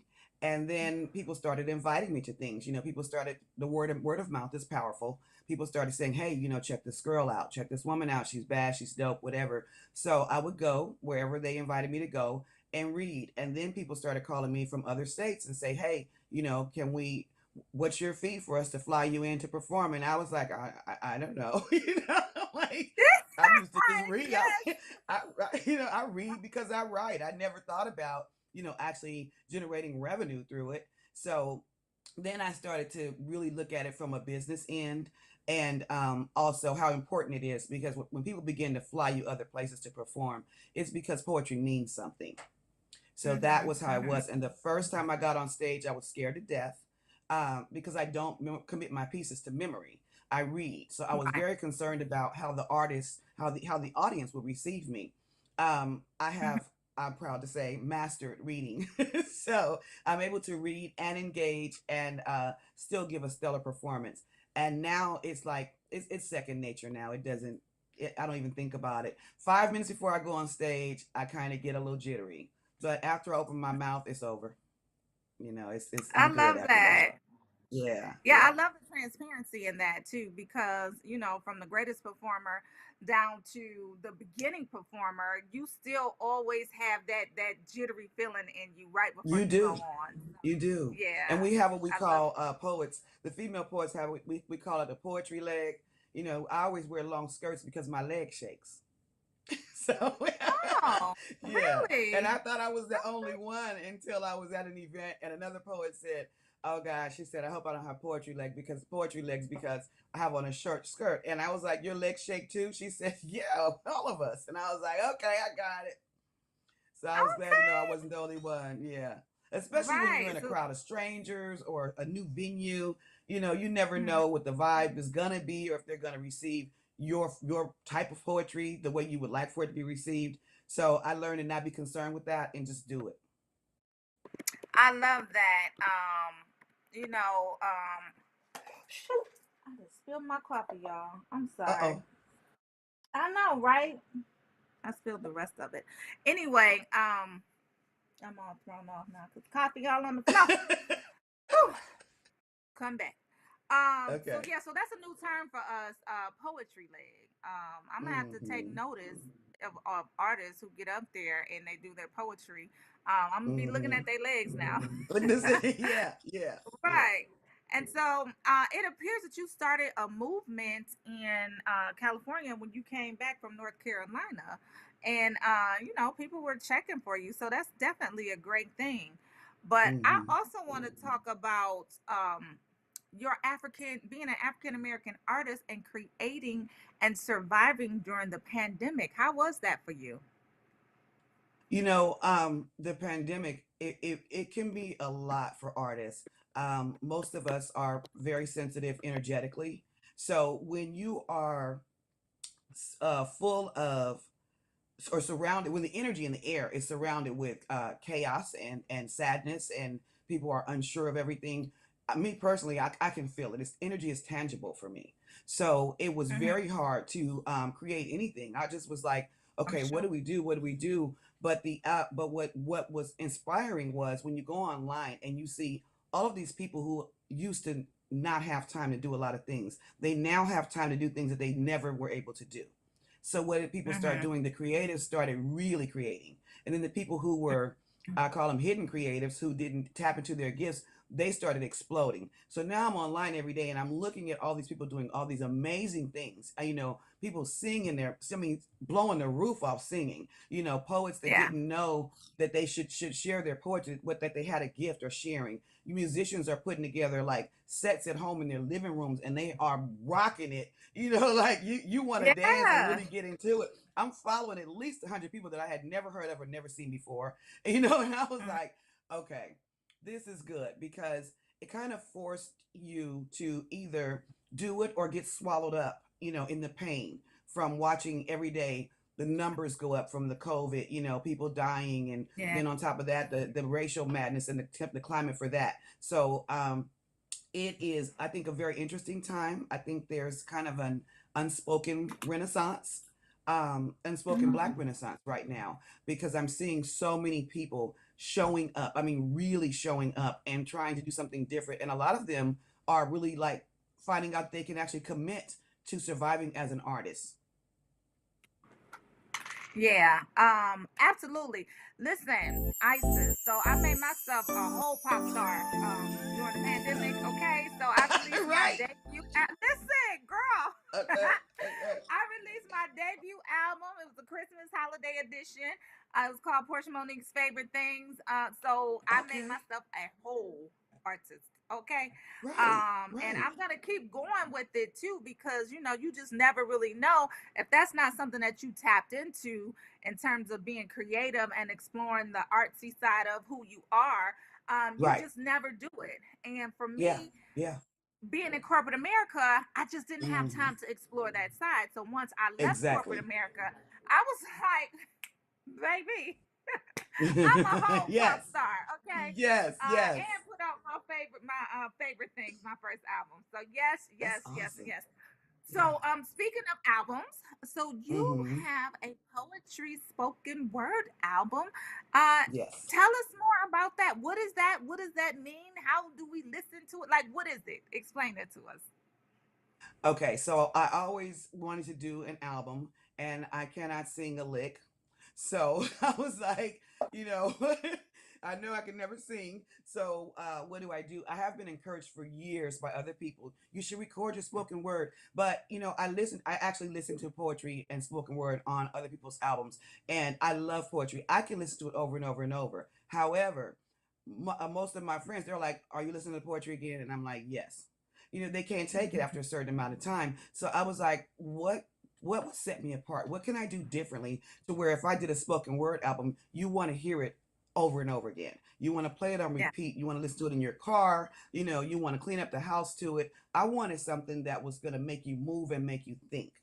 So Mm-hmm. my mother passed away in July, and Sorry. one of her last things that she said to me, "Thank you," was Mm-hmm. I asked her. I said, "What do you want me to do?" She said, "I want you to do everything, and I want you to do it big." And she said, "And don't wait." And I said, "Okay." And so after grieving for a few months, the first thing that came to mind was I said, "Let me do my spoken word album." So I contacted a producer. Out of Alaska, Black Ice Productions. And I said, listen, I want to do a spoken word album with you. And I said, but I need some music that's slamming. I want like some East Bay slap. I want something that you're going to get in the car, you're just going to make your speakers bump. I Mm-hmm. said, I want Mm-hmm. that. Mm-hmm. He said, you want that for poetry? I said, absolutely. That's what I want. And so I went to Alaska and we recorded all the tracks. And then when I left, he created the music to fit the poetry and the cadence that I performed with. And so Mm-hmm. this album is very different. It's not your traditional spoken word album. When you listen to it, you're gonna be like, oh, whoa, wait, because the Mm-hmm. music is fire. And I found that to be important after my son is 16 and he was listening to something and I was like, why are you listening to that? And he said, well, it's this. And I said, well, it's garbage. And he said, but listen to the music. And when he said that, all bells and alarms went off. And I said, it's the music. If you don't, you gotta have the music. So I said, Yeah. then I knew I was on the right path with my album. Mm-hmm. Because I'm like, Mm-hmm. if you can draw people in with the music, they're gonna hear what you're saying and they're gonna memorize it. The same way the kids internalize everything else, they're gonna Yeah. internalize what you're saying. So I'm excited that I have an album with some very powerful pieces on it that are to some banging music. And Mm-hmm. I'm excited about that. And so the album will Um, be released in May 8th. okay, okay. Hmm. And it's titled Where's My I'm Parade? sorry. Where's Listen, my parade? Yeah. Hmm. Where's My Parade? I believe we have something queued up to listen to give us Wait, because I haven't released the single yet. So okay, so which don't one put is that it? out Yeah, yet. that's Gotta being ask the released on producer which one Saturday. it is. Okay. So I'm not exactly sure which one it is. I know it's one of the Black to Me. Can we listen to that one? Okay. Yes? Um, Or you let us know. It's up to you. no, I would prefer Okay. not, only because we're releasing the first single from the album on Saturday. It'll be live streamed Okay. on IG and Facebook. Yeah, and Hmm. I sent those so that you could get a feel for what I'm doing. Okay. Okay. It's Yeah. no worries. I'm so sorry, but yeah, That's those okay. are That's okay. from the upcoming album. Yeah. Hmm. Okay. No Yeah. worries at all. But listen, Facebook is chiming in for you, girl. She Okay. said, uh, Robert said, wait a minute, let me go to the top. Let me go to the top. Jacqueline Evans Okay. says she is beautiful. Okay. Yes. Jean Thank you. Bracy said, why does she remind me of Nina Simone? Yes. Yes. Yes, they want you to bless us. So we're gonna ask you to do some live poetry in a second, but I do want to get through Okay. Facebook because they're going on and on and on about how great you are. Kathleen says Thank you. her voice has sweet depth. Jean said yes, Kathleen. Oh, they commenting about my song. They say Portia Monique's favorite things is a hit. She said what she said. Yes, girl, yes. I'm gonna get that. Yes, I am. So Jean said I will buy her album. Robert said I wrote a poetry book called Devotional Dialogue Behind Prison Walls. We got to talk to you about that, Robert. G said Hmm. I can't wait to listen to your album, Isis. It's the vibe and voice combo for me. Thank you. So yes, they want to know where can I buy your album? The Last Poets. I listen to it all the time. Gotta Yes. wait for launch. Yes, they said they're gonna buy the album. William Thomas Norris Jr. says Isis is bringing the positive energy. So listen, let's get into some of your poetry. Like, let's do one of your favorite pieces so that we can hear what your poetry sounds like. Okay. I'll do one that I wrote not long ago. Um, that's not on the album, so that you can Okay. at least get a sense for it. This one I wrote. Let me get my glasses. Let me get my glasses. I had a Uh, feeling you were gonna put me on the spot, Miss Portia. yes, glasses. You Yeah. you better come through with them glasses. Those glasses are a whole vibe. Okay. Um, this piece is self-explanatory, and I wrote it out of pride and appreciation. Kamala, that's her name. Her name means lotus. Ironically, it's quite perfect for her.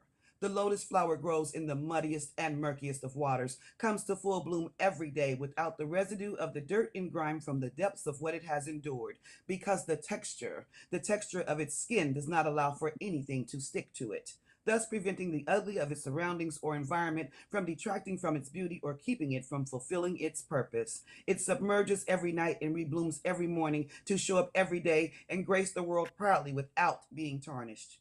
Did you know that the lotus seed can withstand thousands of years without water and is able to still germinate 2 centuries later, just like the spirit of black women?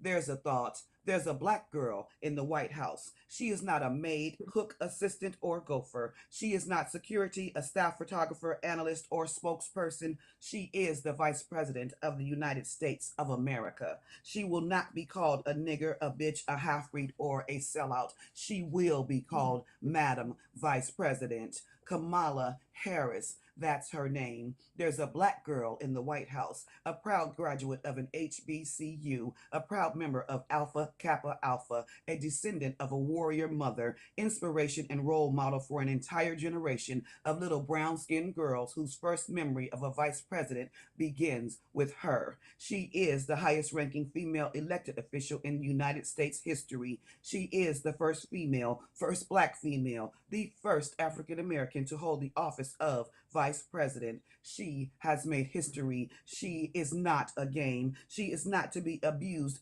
disrespected, or underestimated. She has just changed the trajectory of who can do what at the highest levels of government. There is a black girl in the White House, and she has had to fight racism, sexism, idiocy, attacks against her integrity, attacks against her loyalty to African Americans, attacks on her character, and decisions she has made throughout her political career. And yet, she has remained unscathed, just like the lotus. She rises above it all and blooms. Kamala Harris. That's her name. We've heard it all from the naysayers. She's not black enough. She's not married to a black man. what she supported or didn't support as a district attorney, we do not give a damn. What qualifies anyone to question her blackness? Her husband loves her. And if you can show me a district attorney anywhere that everyone agrees with about all of their decisions or actions, I will show you a lie. If you take issue with her presence or even her existence, you should sit back and clutch your pearls for at least the next 4 years, because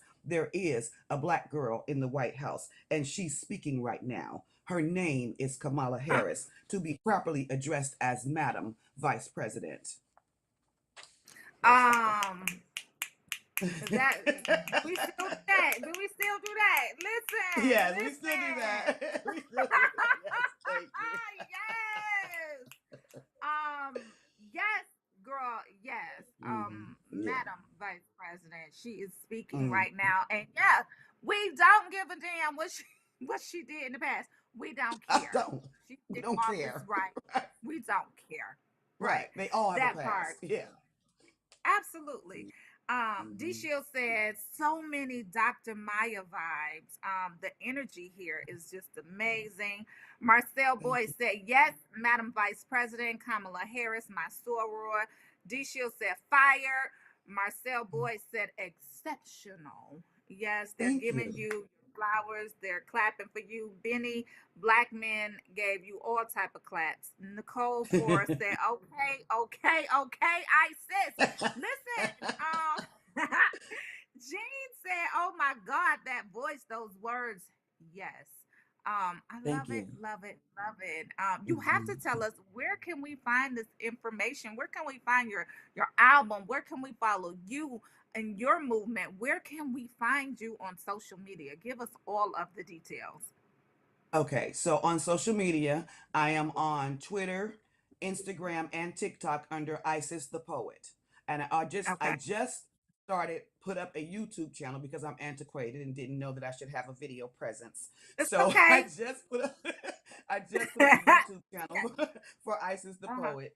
And so if you go to YouTube and type in Isis the Poet, the pieces that I put up are there. They are old pieces, but I had to get something up for some type of presence with this event coming up. There is, I think, about 8 or 9 pieces there. I will be adding to that regularly, but on all social media, you can find me under Isis the Poet. On Facebook, I'm under my name, Carla J. Lawson. Isis the Poet is in parentheses on that page. The Saturday on the 10th at PlayStation Studios, there will be a live video premiere for the first video from the album. That video is titled "This Is Where I Spit," and it is super hot. And they will premiere the video, and I will also do a live stream performance. That will be at 7:45. The live stream starts at 7. My performance is at 7:45, and that is West Coast time. And then that will be live streamed on IG and Facebook. And then on the 8th of May, there will be the digital release of my album on all platforms. So it'll be on Spotify, SoundCloud, YouTube, wherever you can want to go, it will be there available for you all to purchase. And it is a full album. It's 10 tracks on that album. We are here for all of it. Definitely the Saturday event. You said PlayStation Studios. That is in the Bay Area. How do we tune into the live stream? The live stream will be live streamed, if I'm not mistaken, it will be live streamed from my IG, Isis the Poet. And then also on Facebook, from my Facebook page, Carla Lawson. Okay, perfect. We're definitely gonna be checking for that. Yeah. And if I'm not correct on the live stream, I will message you and let you know exactly where it'll be. But from my understanding, it'll be from my page. Yeah. Absolutely. Robert said snaps all around.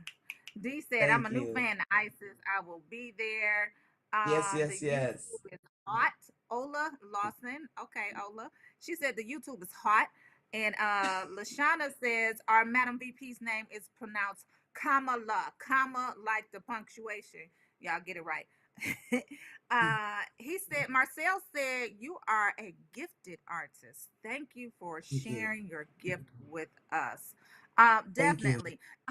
You're also a visual artist too. I can't I help am. but to notice that painting behind you, and I do see Carla Lawson written all over it. Yes, Sister yes. girl, please tell us about that. Do you have art for sale? Where can we find it? That is absolutely gorgeous behind you. Thank you. Yes, I do. I have been a visual artist for over 20 years. I paint. Painting is my fresh air. My paintings feed my poetry, and my poetry feeds my artwork. My art is available on fineartamerica.com under Carla J. Lawson. And I have at least 30 pieces there where you can order prints and giclées. A few of them I still have the originals for, some of them I do not. That is primarily where my artwork is available. And then also, I from time to time will post whatever I have up whatever I have available that's new. My Instagram, I have another Instagram for my artwork. It's called Carla J's Art. It's at Carla J's Art, CarlaJsArt. I have artwork there because I don't just paint. I also sculpt. I make quilts. I make dolls, Girl. jewelry. I do a lot of I do a lot. Yes, Yeah, yes. yeah. I'm hoping so I'm from the Bay Area, so perhaps when I come home, because I'm hmm going to get my second shot for the vaccine on Monday. So perhaps when I come home, we can connect. I would love I would to love to. like have an experiential type of session with you, like doing sculpting. I don't know if you Mm-hmm. teach. If you do, I'm willing to pay. Girl, let me know. I want to do. Maybe we could do like a sip and paint, and we could recreate that painting behind you. We can That do would be that. super dope. Yes, We could yes. do So that. definitely Yes. looking forward to connect with you when I get home. Not sure when, but like I said, I get my second shot of the vaccine on Monday, and Okay. you know, go from there. I haven't been home in over a year since the pandemic started, Oh, so wow. we were Okay. yeah, we were home for um December of 2019, of course, for Mm-hmm. Christmas. And then 2020, we just kind of, got thrown into this pandemic. And so I haven't been home since. And my mom is also here with me. So we're itching to get back to San Francisco I'm because we need sure. our Yeah. fix and, we need Yeah. to see family. Yeah. But yes, yes, yes. So Ola, that must be, is Mm-hmm. Ola your sister? Ola? Ola is my aunt. Ola, hey, auntie. So she said you are also a great author as well. So she is Yes. singing your praises. Love it, love it, love So it. I have two books. I started a trilogy called Odara's Return, and it is available on Amazon. I created a black female superhero who is from another realm. Girl. Yes, I did. And so the first two books are out. The first one is called The Return. The second one is called The Weavers. The first book is pretty much introductory. It lets you know who Odara is. There's some time travel. I created a language for her. Yeah, that's an entire made up language in the book. And That part. she, Yes, yeah, yes, she was thank created you. from Yes. fire, and she pretty much gets assignments from what they call the Sacred Council, which is a group of deities from a majority of different cultures that give her assignments, and she's a spiritual warrior that assumes a physical body in order to carry out her tasks on Earth. And the first book, it's kind of like introducing her and showing you what she's capable of. The second book, I went really deep. It's called The Weavers, and in the second book, she is tasked with finding the 64,000 missing Black women in the United States of America. So she has to go back in time. She does a lot of time travel and telekinesis, and she does use fire to light it up when she needs to, and spells and herbs and all kinds of wonderful things. It's an incredible book. I didn't bring it up Sounds because we were like talking it. about my poetry. Yeah, but it's available on Amazon, and it's under my name, Carla J. Lawson. The Return and The Weavers are the first two. I'm working on the third book of the trilogy now. Okay, we need to definitely have your books, your art, your everything on hmm blackbookstore.com. So we'll make the connection for that as well. but a whole Okay. black superhero. A whole Yes, ma'am. black And super. she is bad. She is bad. Yes, indeed. So where did that inspiration come from? Like, how did you even conceive the thought to say, I'm going to create a black superhero? Like, where did that come Well, you from? know what? It didn't even start out like that because I'm a writer, So when I sat down to write the book, it actually was supposed to be. I had this whole image in my head about this book about myself called "The Mirror Tells the Truth," and that did not come out. What came out was this incredible being that does these amazing things that was formed by this sacred council, and so I had to like go on Google and research a lot of different things so that I wanted it to be culturally correct.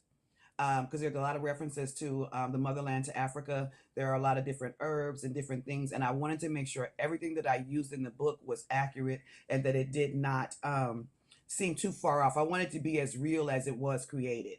And Mm-hmm. so I literally had a dream one night. And normally when I have dreams, creative dreams, because as a creative, you can't turn it off. It just keeps coming and coming and Mm-hmm. coming. It'll drive you crazy if you let it. So Mm-hmm. I keep a notebook by my bed. I woke up one night and I said, okay, I keep getting this dream. So I was going to write it down, but instead I got up, went to my computer and cranked out the first 3 chapters of the book. And after that, Girl. the next day when I finally woke up from waking up at 3 in the morning to write, when I got up at like 1 in the afternoon and I read what I wrote, I was like, I got to do this. And it just Yeah. kept coming. Like literally that story was effortless. It just kept rolling out. Where can we find it again? We got to go get that today. Jean said that's her kind of book. Listen. On Amazon. It's The Return and the Weavers by Carla J. Lawson. The Return is the And first book, and The Weavers is the mhm. second one. Mhm. Okay, and what's the name of the superhero again? Her name is Odara. Her name is Did you? Odara, yes. Odara's Return is the name of the trilogy. I'm sorry, it's also available on Barnes and Noble Barnes and Noble's online. Okay, we got to make sure we get it on blackbookstore.com as well. Yes, yes, Sis, thank you. you are super dope. We love it all the way around. Visual artist, poet, author. Come through. So give us your handles one more time, and you got to stick around. So we're almost done. It's 9:56 on the Rolling Out AM Wake Up Call, and we typically do positive thoughts at this time. But tell us, where can we find you again, just in case people missed it, and then on Okay. Saturday, because I know people are interested in that as well. Where can they listen to your live stream of your music coming out as well? Okay, so my handles on Instagram, Twitter, and TikTok are all the same. Isis the Poet. Isis THEPLET. And the live stream will be on Instagram and Facebook, 7 o'clock. It begins on Saturday the 10th for the video premiere and release of the first single from the album. If you follow me on any of those social media pages, you will see where the IG and Facebook will, where it will stream from. As of now, my Okay. understanding is that it will stream directly from my pages. Love it. So that's 7 p.m. Pacific time. 10 Yes. p.m. hmm Eastern time.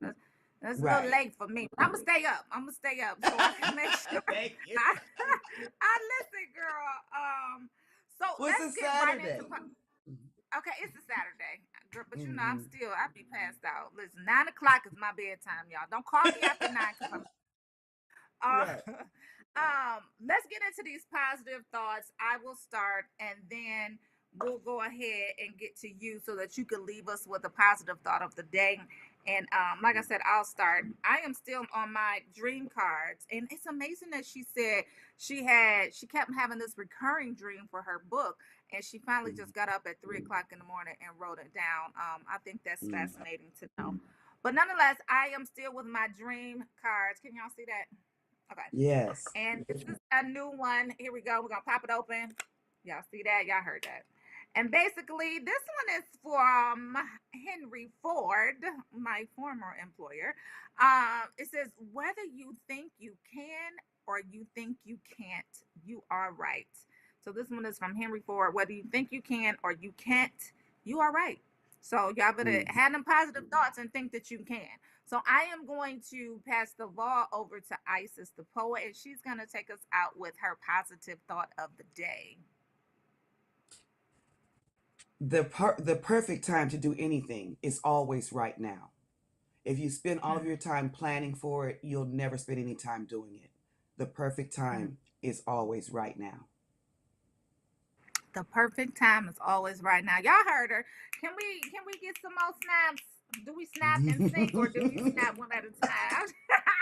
Oh, we snap and sync. Okay, y'all. Listen. Yes. Give it up for Isis, the poet, y'all. She was super dope. Thank you for taking the time to stop by the Rolling Out AM Wake Up Call. We definitely appreciate Absolutely. you. We here for all of the artistry, all of it. Thank and we'll you. make sure Thank to you for go having out me. Absolutely. I Thank know. you for stopping by. Quick Yes, question. ma'am. Is that gold leaf foil in that picture in the back? Is that gold leaf foil or is it No, gold? it's actually gold. It's gold paint. Girl. I love it, love it, love it. Beautiful. Beautiful. Thank you. Yeah, and you did that in the pandemic, 2020. Yes, girlfriend. I did. Yes. Love it. All right, good one, Snap. Getting back in. Here, y'all. Thank y'all for stopping by the Rolling Out AM Wake Up Call with your favorite. We have a good guest this morning. I was away with her poetry of Kamala Harris, and y'all be sure to go follow her. We're gonna be here for her streaming on Saturday evening. It's actually Saturday night for us. But y'all tune in. I know we gotta go. There's producer TJ kicking me off. I'll see y'all tomorrow. Thank y'all for stopping by. We appreciate y'all. Take care. Thanks, Isis. She was great. You see me taking over.